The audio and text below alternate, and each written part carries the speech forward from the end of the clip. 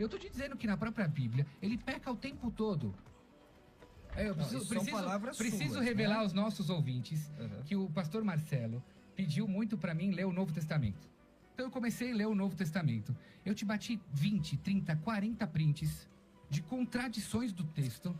Pra você ver como ninguém mudou nada. Se tivesse um Constantino lá arrumando tudo, nada se ia ter contradição. Mas como esse apóstolo fala isso e esse fala esse? Pra você ver que ninguém mudou nada. Porque aquele percebeu aquilo foi passando de boca em boca daquele jeito, anotaram assim. Você tira suas conclusões observando os ângulos das cores. Você encontrará a luz. Porque a luz é a perfeição, não as cores. A união delas é que é a perfeição. E as contradições provam que ninguém mexeu em nada. E é você que tem que ler os apóstolos pra entender o Cristo que os une. Tá claro ou não? E a sua resposta foi... É que agora eu já paguei. A sua resposta foi... Leia a Bíblia sem preconceito. Mas é lógico, como assim? Você já vai com o seu óculos de Jesus como um mágico. Ele vai pro Berit Adachá, pastor Sérgio, Jesus como mágico. Eu te aponto Jesus contradições. Eu te aponto contradições na Bíblia. Eu deixei uma pergunta. E você fala assim, não leia com repulsa, não leia com negócio. Vai lendo, vai lendo. Não dá, mestre. Eu deixei uma pergunta lá de Jeremias 31. Quando que começa a nova aliança, então? Eu não sei precisar quando começa a nova aliança, mas o próprio... Você está na nova aliança? Hoje? Sim. Então quando é que começou? Então, se você já tá, então tem que saber quando começou. Esse cara é foda, hein, mano? Esse pastor é foda, eu gosto dele. Esse cara aqui, mano, ele é brabo. Ele se tornou brabo. O maluco se aperfeiçoou. Ele é o Rock Balboa dos crentes aqui. Fica um novo testamento de leis. Deus, ele não pode vir na frente de 3 milhões de pessoas... O que significa Berit? Pacto. Então, é um novo trato. É do Brit.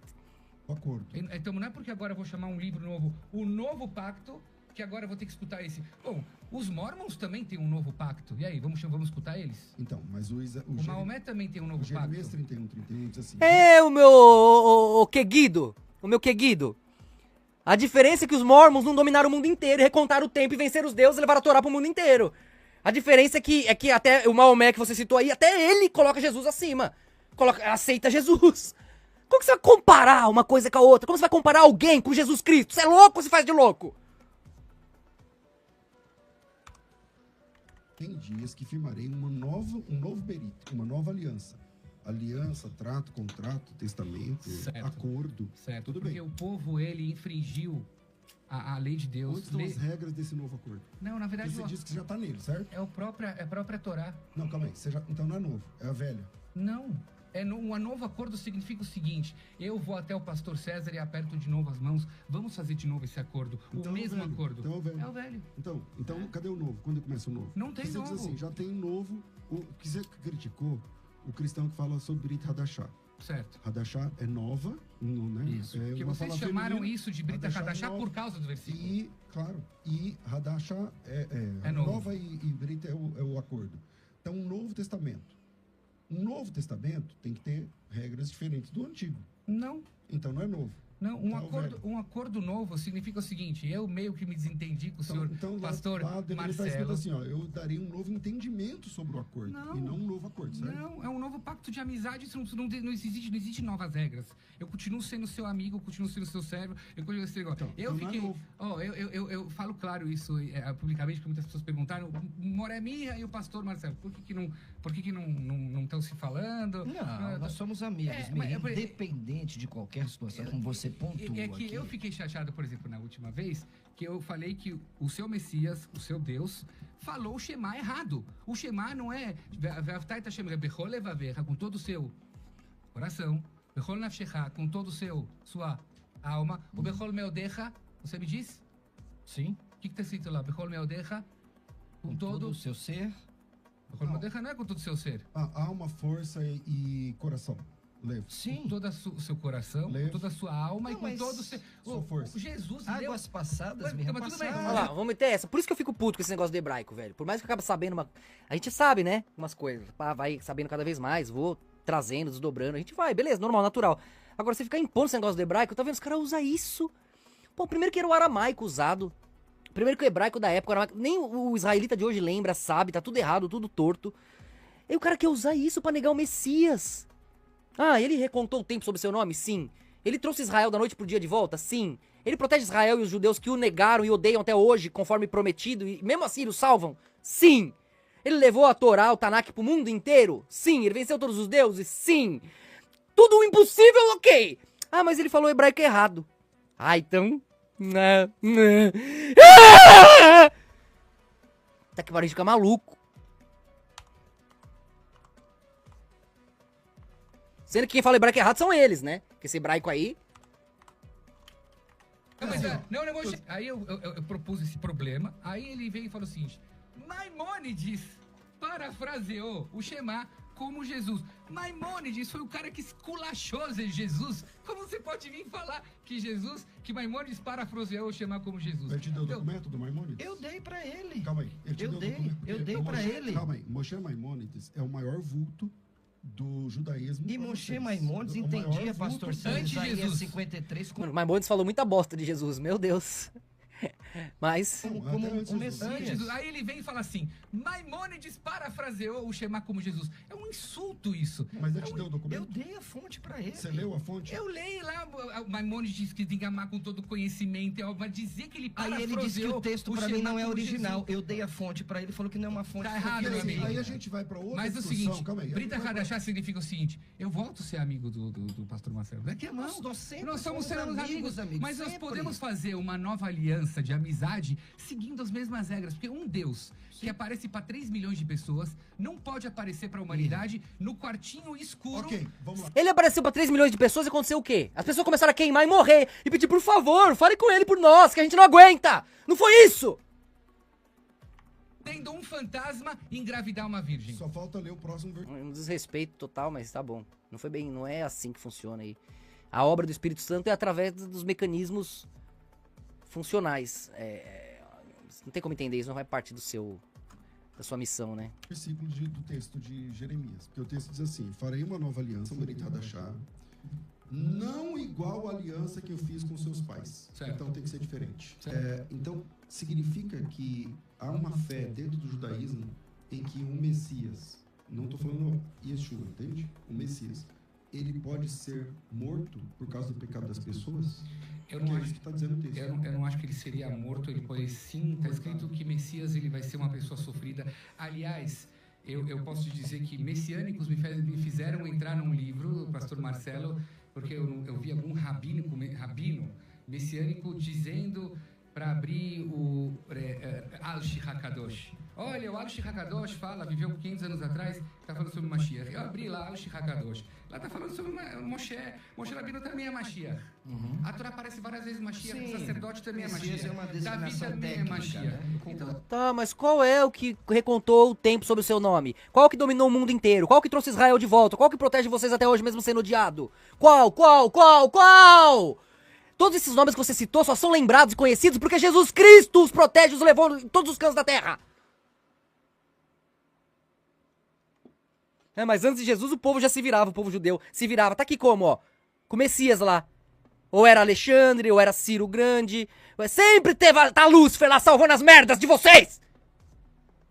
Bando de ingrato. Que o Davi, que o Mashiach, ele pode ser um sofredor, ele vai... Mas a minha pergunta não foi essa, ele é sofredor. Minha pergunta é, então vocês creem que o Mashiach, não estou falando de Yeshua, ele pode ser cortado, morrer, por causa da transgressão das pessoas?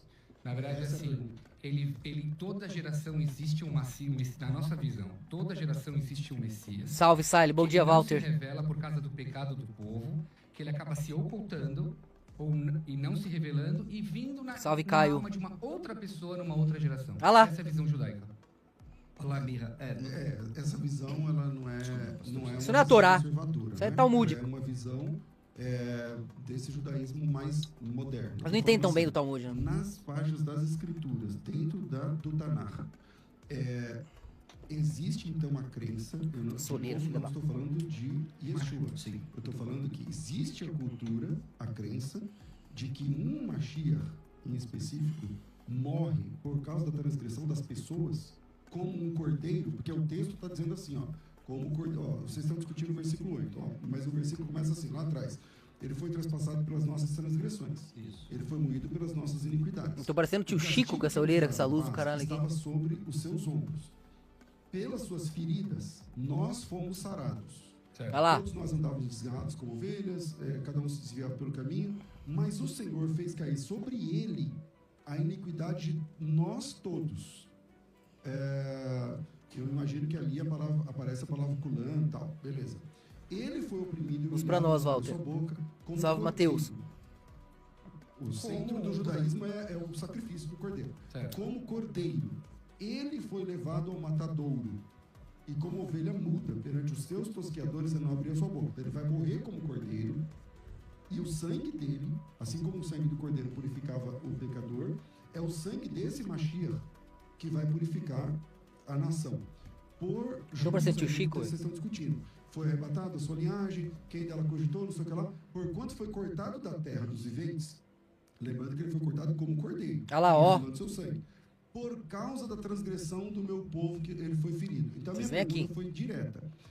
Eu não estou discutindo se ele é Jesus ou não. Eu não estou falando aqui Yeshua. Okay. Existe dentro da página do Tanar a crença, então, a possibilidade de que um Messias, um Mashiach, derrame o seu sangue inocente para purificar a nação inteira? Essa existe. Se você falar que os versículos estão indo sobre Yaakov, povo de Israel, mais do que entendível, tudo que a gente passou. Se eles estão indo sobre o versículo, Mashiach, então a intenção dos versículos é dizer que justos morrem, infelizmente, justos possíveis Mashiach morrem em sofrimento a sua nação. Sim, apesar que a Torá ela não defende que um possa morrer pelo outro, e a Deus não faz isso, só que líderes pegam sobre si um tzadik de uma geração pode espiar o pecado de uma geração. Sobre si. Eu não vou esquecer, o meu Rosh Hashivá, que é da Shivá dos meus filhos, ele já tinha 90 e poucos anos de idade, foram fazer uma cirurgia de grande porte nele. Eu tava na Shivá, tá? Não tô inventando essa história. Os caras botaram baixo. Aconteceu que a cirurgia foi feita sem anestesia, naquela época a anestesia era perigosa, e os alunos que foram acompanhar, falou que ele falava para ele assim mesmo, a dor do povo de Israel é muito maior. Então, foi a maneira que ele conseguiu se anestesiar. Sim, justos possíveis Mashiach pegam sobre si a dor do povo de Israel e sendo cordeiros para o povo. Pastor César, ele intercede pelo pecado dos outros. Isso é claro aqui no texto. E essa pessoa que intercede pelos outros é ela mesma sem pecado e justa. Eu penso que Israel não consegue cumprir. Para quem concorda com os judeus, aqui está explicando tudo. Uma nação eleita, ela é uma nação pecadora. Então, um pecador não pode purificar outro pecador, não é? Terceiro, pastor César Mirra Gamerman, o ato vicário que é realizado por essa pessoa ocorre de uma vez por todas. É um sacrifício expiatório definitivo. Então, partindo desses pressupostos aqui, não é? Eu entendo que este capítulo 53, né, das porções dos Haftarot, as porções dos profetas, é a passagem central no debate sobre se é de fato o Mashiach ou se é Israel. Então, eu vou defender aqui que é o Messias, Isaías 53, não é? Como o Mirra bem falou, eu não tenho a profundidade do Talmud, mas em vários textos talmúdicos dá bem. Fala que esta pessoa... Se você lê esse que tá no Talmud, você vai vomitar, nunca mais você ia falar com esse cara. Pessoa que sofre pelos pecados do povo, que carrega... Infelizmente, né? Mas a gente quer que eles se convertam, voltem pra Torá, porque o Talmud tá muito longe da Torá. Vai se afastando cada vez até chegar no impossível, no absurdo. A culpa do povo, pastor César, é o Messias. Por exemplo, o Targum Yonatan interpreta Isaías 53 com referência ao Messias. O Targum Yonatan. O Midrash Tanhumá aplica tanto Isaías 52:13, que o Mirra falou, e é verdade, porque na Bíblia... recontou o tempo para os gentios, e mesmo eles lá em Israel, como eles vão se conectar na internet se não tiver no tempo e na data mundial? O correio, a internet, o GPS, todos os sistemas, eles são obrigados a se entregarem para a data de Cristo. Mesmo lá, mesmo eles. Então eles acabam usando as duas, né? Hebraica não tem divisão de capítulos e versículos ao Messias, né? Olha o que diz aqui Isaías 52:13. Vocês não sairão apressadamente, não irão fugindo, porque o Senhor irá diante de vós, e o Deus de Israel será a vossa retaguarda. Olha, eis que o meu servo procederá com prudência, será exaltado e elevado, e será muito sublime. Quer dizer, até o Midrash Tanhumá aplica esse texto ao Messias. Aquele que me rejeitar será rejeitado diante de meu Pai. Palavras de Jesus Cristo.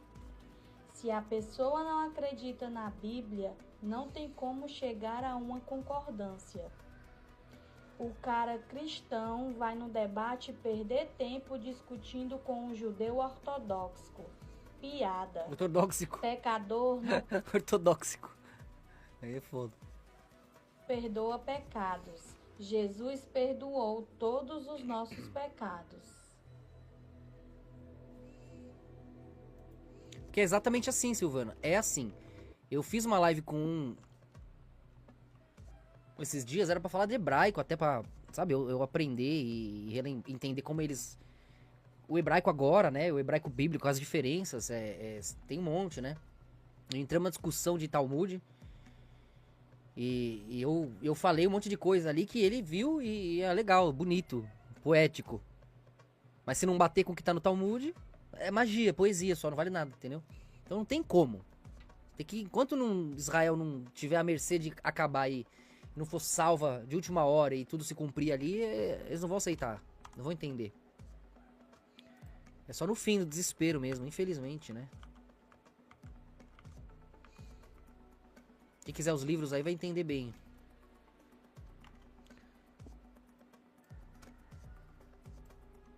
Irmãos do céu, eu tô chocado com o que eu vi aqui agora. Eu acabei Esse de pastor é meio sensacionalista, né?